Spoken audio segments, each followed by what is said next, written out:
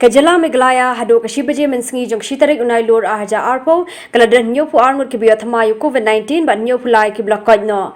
Nagni Nyopu Ar Kibiotamai, Sanpusangwood Kidena East Kasil District, Hakaba Armut Kidek Shipai BSF, Armut Naka Armed Force but Sanpongwood Kiru Paidba. West Garo Hills District kada Nyotali ki active case ki Batamai, Hakabalangut Kidek Shipai BSF but Sangwood Kiru Paidba. Sangwood Kiru Paidba na East Garo Hills District, Sunwood Kiru Paidba na Riboy District, but Armwood Kiru Paidba na South Garo Hills District.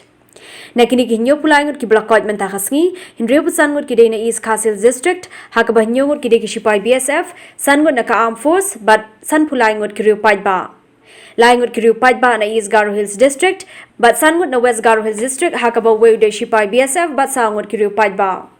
Dakajing Othamai Kinikinyo Pu Arngut, Bakajinko no Kinikinyo Pulangut, Kajala Meglaya had a Bapimi Yaganika Kubor, Kadan Araja South Spa South Hotali ki positive case, Shiajar Shispa Kandai Pulaitali ki active case, Shiajar Arspa Lipusantali ki recovered case, but Kat Arngut ki Blaklat no.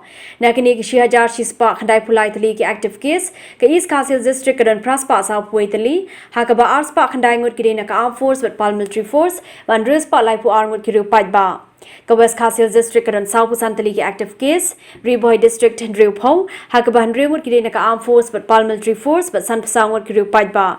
West Giant Hills District and Artali, East Giant Hills Khatpra, West Garo Hills District Chispa Khatpra, Hakaba Nyopu Prangut Kirinaka Armed Force with Paramilitary Force but South Pongward Kiru Paidba.